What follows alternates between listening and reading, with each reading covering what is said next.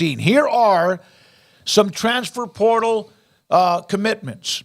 Start with former A&M five-star defensive lineman L.T. Overton has committed to Alabama. Let's go down the list, and then we'll come back and discuss the commitments. Cayden Green, he's the one that left Oklahoma, a freshman, headed to Missouri. Max Olson with that one. Dante Moore, late yesterday, the UCLA quarterback, he's headed to Oregon, where they already have Dillon Gabriel for at least one more year. And you wonder about Austin Novosad, Dripping Springs High School, and what he does, because he's now down in the pecking order. Nate Anderson, Oklahoma, to SMU. Nice pickup for SMU. As an offensive tackle, we know that Oklahoma's lost a lot of their offensive line. So there are some of the transfer portal stories. And what I want to bring up now is, well, before we get to that, those who are still on the clock are the big names that are out there that have yet to commit. Of all of those, Overton, Green, Moore, Anderson, your thoughts about what they do?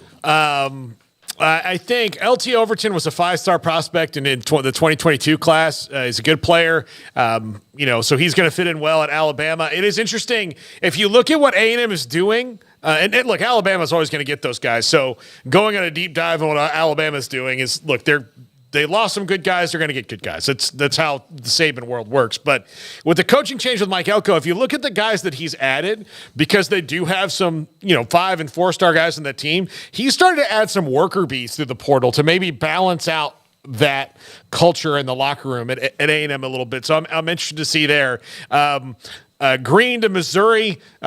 Him leaving Oklahoma, as we talked about when it happened, was a bit of a shock, and good for Mizzou that they're getting better and they're getting a really good player. And Dante Moore is the most interesting one to me, because is Malachi Nelson, who was also in the portal, going to do that same thing, go somewhere and wait? It feels like he's leaving because he's going to be made to wait at USC. And Dante Moore has decided that he's okay waiting. So to me, that's really interesting that he left UCLA, but he wasn't necessarily going to be the starter right away when he went to Oregon, which clearly is probably where he always wanted to be, and now is back there. And yeah, it certainly sets off dominoes that probably puts Austin Novosad in the portal, but we'll see about that.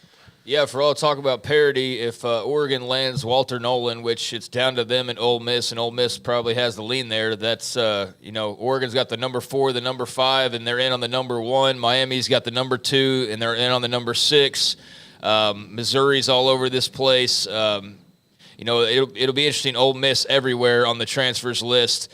It'll be interesting to see if that's, more of a grouping of schools with those top prospects, or if it's like the high school rankings that we were just talking about, where it's a bit more split up. I mean, I do think that we need some more evidence to kind of see if there's any real trends here or not, or if it's just kind of a unique one-off. But, I mean, in terms of the players that you mentioned, Dante Moore, that's where he was going to be originally, and then he obviously ended up at UCLA instead, and now he's back at Oregon. So it just seems like fate drew him back to where he was probably supposed to be from the very beginning. And Dillon Gabriel's only there for a year. I mean, he really, truly only has a year left, unless we're going to do the college football rules where, there's unlimited eligibility, which some people seem to be in favor of, and nobody quite seems to have an answer on how you're going to, answer that question when the time comes. But, with Gabriel there for just a year, it allows Moore to go in there and settle in and play behind a great quarterback.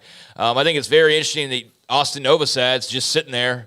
I mean, he got his bag, so good for him coming out of high school, flipping on signing day to Oregon. But, I mean, he's probably never going to see the field there. I think that he'll probably be able to go hit the portal market and get another bag, and, that'll be great for him. But with Dante Moore and now Dillon Gabriel, but especially Moore, the writing seems to be on the wall that was just a pickup for convenience, and the timing was right. They needed him then, but they're not going to really need him at all past signing day 2 years ago. So very interesting. I'm kind of wondering what he's thinking, seeing that influx at quarterback there. How about his former recruiter at Baylor, now at Houston, and they need a quarterback? Yeah, I mean, he would make a lot of sense to go down to Houston with Sean Bell down there now. And if he decides, I don't think we even talked about that at all yesterday. But, with Sean Bell now at Houston with Willie Fritz, they're going to be on the, on the lookout for quarterbacks, and he would seem to fit what they'll probably be doing. So, yeah, that would seem to make some sense. Like I said, he'll be able to hit the portal again and go get another bag, and just probably not as large as the first time around from Eugene and company. But, yeah, the Oregon success in the portal and going and grabbing 2 quarterbacks, it was really interesting and fascinating to see that. Cayden Green, I mean, writing seemed to be kind of on the wall with Missouri ever since he made the very just out of nowhere move to go and enter the transfer portal. He's a Missouri guy originally, so I think you can put 2 and 2 together, probably what was happening there, and good for him. He got a bag too, obviously, and Missouri is one of those other teams that's been very active in the portal and just in recruiting in general. So, yeah, some interesting moves. All right, so now who's next? Walter Nolan, Cam Ward, DJU, Will Howard. There was a note last night from a college football bias, whatever it is, Twitter account. I checked with Ryan Abraham, Ryan Carte at both USC Inside Troy. They said, no, nothing yet official, whether that happens or not. So you've got 3 quarterbacks that are still out there. And all of them, I think most every school would want them. Paul, Cam Ward, no Florida State yet? Not yet. I think that decision's coming later in the week for Cam Ward. And right now, according to his father and according to him, that he's not taking any more visits, that it's those 2. He might get on a Zoom with another school, but we'll see, what he does there. I don't think he can really go wrong either way. I mean, I think that Miami has improved to a point where if they get a good quarterback, that they'll be better. But the FSU's clearly a couple steps in front of them right now. So if it's just about money, then he's going to go to the place that offers him the most money. But if it's about money and maybe a bit more of a proven track record, you go to FSU. So we'll find out about that, and we'll see. FSU, like right now, I listened to Mike Norvell's press conference, and he was like, look, this has been the most ridiculously challenging week, trying to get everybody back up, fired up for practices after, being disappointed about what happened. And then you've got everybody, opting out. You've got to go do in-home visits.